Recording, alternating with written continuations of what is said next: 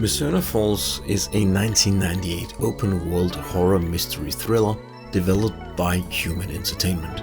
The plot is incredibly ambitious, especially for the time that the game was made in. It's a game that I think that you should definitely play, but I understand if you haven't. It's a PS1 game, and it's an open-world PS1 game.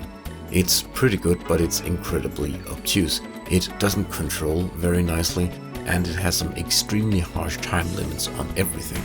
The game consists of 7 days, and you need to be doing specific things during those 7 days at specific hours, or else you'll just trigger the bad ending.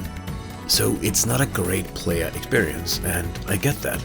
But I think it's a story that everyone needs to know about. Because this game deals with some stuff that you don't see other games deal with, even today. So this is a video for all of you that will never play it, because this is Mizzurna Falls Explained.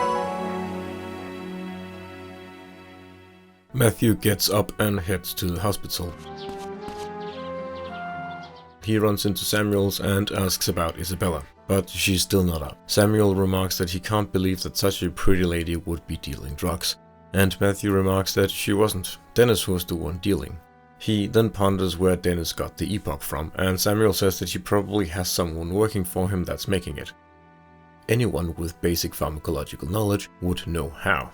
How curious. Isabella might not be up, but Cohen is, and Matthew goes to visit him to see if he's okay. Given the circumstances, he seems fine, and he gives Matthew a key to his lodge so that Matthew can go get an envelope for him. When Matthew returns with the envelope, Cohen begins to explain why he's so distraught by this case. He used to be in the military, and that's how he learned about the Cougar murder. The military investigated the case back then and tried to find out if the ritual was real or not. The reason he ended up here in Mizzurna Falls is because he felt he needed to watch over the forest, because he sensed some truth to the ritual, and in case someone attempted to do it again, and now someone seemingly has.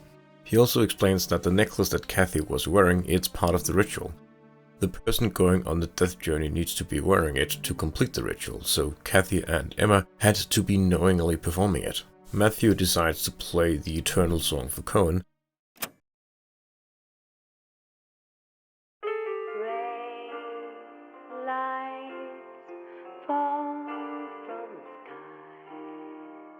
and Cohen says he knows the tune, but not from Isabella.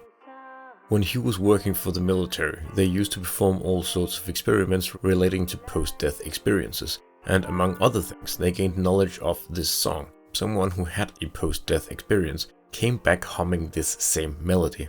Cohen mentions that Mizzurna is the name of some kind of spirit in local Native American mythology, so Matthew heads downstairs to ask James about that. He says that he'll tell him at his house tonight, but while they're talking, Matthew notices that James is wearing the ritual necklace, and James says that he's just doing it to see if it does something. Matthew examines the necklace, and he notices that James has a big scratch on his neck, like someone fought him off. Matthew asks if he can have the necklace, and James allows it, on the condition that Matthew returns it to him when he's done with it. At James's house, he begins explaining the ritual. The prophet is the one that must place the necklace on the person undergoing the journey. The person wearing the necklace will then have Mizzurna, the spirit, descend into their soul. The dead person will then be reborn with the full knowledge of the world of the dead, which Kathy wasn't, so that means something didn't go right.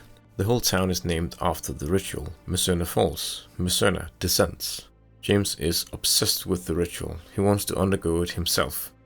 Matthew is uncomfortable with the situation and decides to head home.